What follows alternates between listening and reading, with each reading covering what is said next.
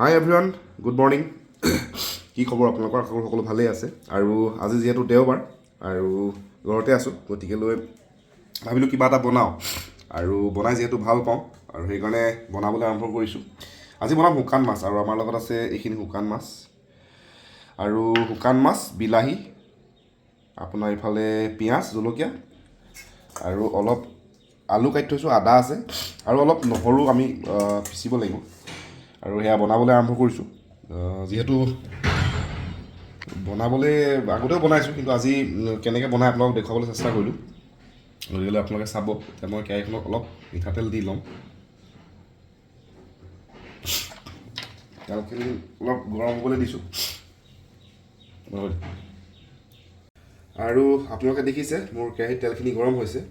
আৰু এতিয়া মই ইয়াত যিখিনি মাছ আছিলে আমাৰ লগত, শুকান মাছ, এইখিনি মই ইয়াত দি দিম ধুনীয়াকৈ। এনেকৈ মই দি দিম মাছখিনি।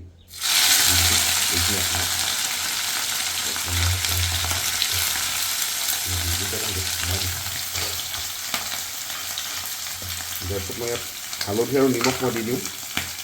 অকণমান হালধি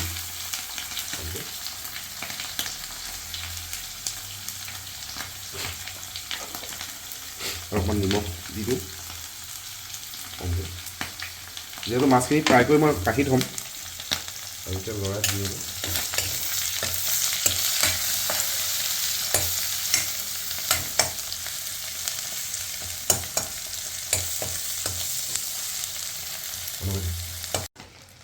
আৰু মাছখিনি প্ৰায় 2-3 মিনিট বা 4 মিনিট মেক্সিমাম ভাজিলে হ'ল। যিহেতু শুকান মাছ বহুত বেছি ভাজিব নালাগে।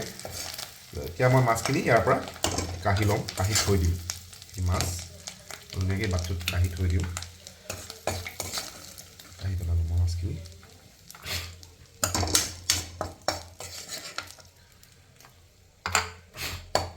আৰু এটা অকণমান মিঠাতেল দিম। মিঠাতেল দি এতিয়া পিঁয়াজ এইখিনি দিম মই।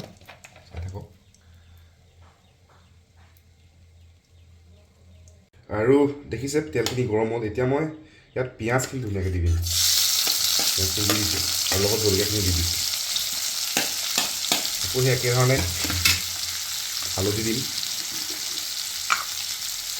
এইটো অকণমান হালধি দি দিম আৰু নিমখ অকণমান দি দিব পাৰি, একো দিগদাৰ নহয়।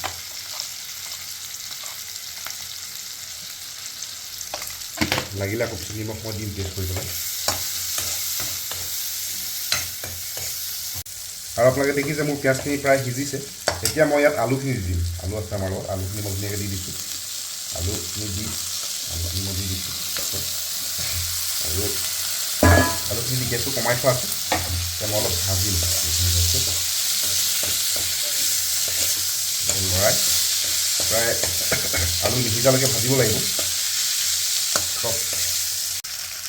আৰু প্ৰায় অলপ সময় আলুখিনি এনেকৈ সিজিলে। আৰু এতিয়া মই ইয়াত বিলাহীখিনি দি দিম। বিলাহীখিনি কাটি থোৱা আছে ধুনীয়াকৈ। বিলাহীখিনি মই দি দিম। আৰু বিলাহীখিনি দি মই ধুনীয়াকৈ লৰাম। লৰাই পেলাই মই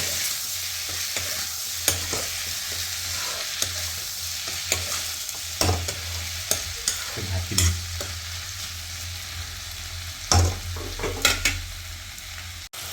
আৰু আপোনালোকে দেখিছে আলু আৰু বিলাহীখিনি ক্ৰমাৎ সিজিছে। এতিয়ালৈকে একো ইয়াত মছলা দিয়া হোৱা নাই। আৰু মই এতিয়া ইয়াত এড কৰিম আমি আগতীয়াকৈ ভাজি থোৱা মাছখিনি। এইখিনি মাছ আছিলে আমাৰ লগত ভাজি থোৱা, তো এইখিনি মই ইয়াত ধুনীয়াকৈ এড কৰিলোঁ। এইখিনি ধুনীয়াকৈ এড কৰিলোঁ। চব অলপমান থাকিলে ইয়াত ধুনীয়াকৈ। আৰু অলপ আদা আৰু নহৰু পিচি ৰাখিছিলোঁ, মই এইখিনি দি দিওঁ।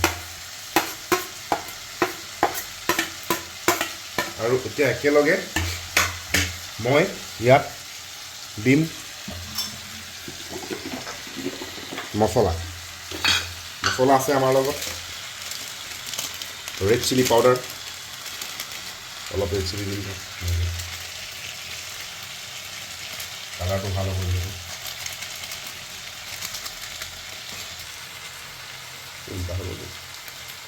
চব্জি মছলা দিম অলপ।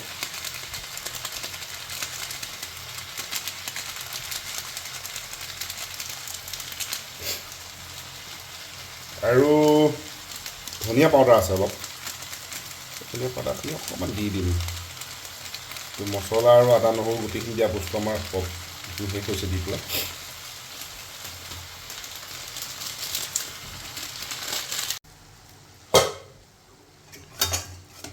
আৰু গোটেই মছলাখিনি দিয়াৰ পাছত এতিয়া আমাৰ এই বস্তুটো এনেকুৱা হৈছে মানে অকণমান লাগি ধৰিছে, চাই লওক ওপৰৰ পৰা। এইটো হৈছে। তো মই এতিয়া ইয়াত কি কৰিম, অলপ পানী গৰম কৰি ৰাখিছোঁ। গৰম পানীখিনি দি, এইটো গৰম পানী কৰি ৰাখিছোঁ মই, গৰম পানীখিনি ইয়াত ধুনীয়াকৈ দি দিম। বেছি নহয়, অলপ জোখত চাপত দি দিলে পানী দি দিলে হ'ল। বেছিকৈ দিব নালাগে, জাষ্ট যিখিনি আপোনালোকে ভাজিছিলে সেইখিনি ঢাক খোৱাকৈ পানী দিলে হ'ল। আৰু প্ৰায় 20 মিনিটমান মাছখিনি সিজাৰ পাছত আমাৰ ৰেচিপিৰ এনেকুৱা হৈছেগৈ। আৰু পানী বেছি ৰখা নাই, অলপ গ্ৰেভি টাইপ কৰিছোঁ। নিশ্চয় খাবলৈ টেষ্ট হ'ব বুলি ভাবিছোঁ। আৰু এতিয়া মই অলপ টেষ্ট কৰিম, অকণ লৈ লওঁ টেষ্ট কৰিবৰ কাৰণে, ঠিক আছে। তো আজি আমাৰ ৰেচিপি কি বনালোঁ আপোনাক দেখাবলৈ চেষ্টা কৰিলোঁ আৰু ইমানতে অন্ত পৰিল। গতিকেলৈ ভিডিঅ'টো শেষলৈকে চাই থকাৰ বাবে আপোনাক সকলোকে ধন্যবাদ।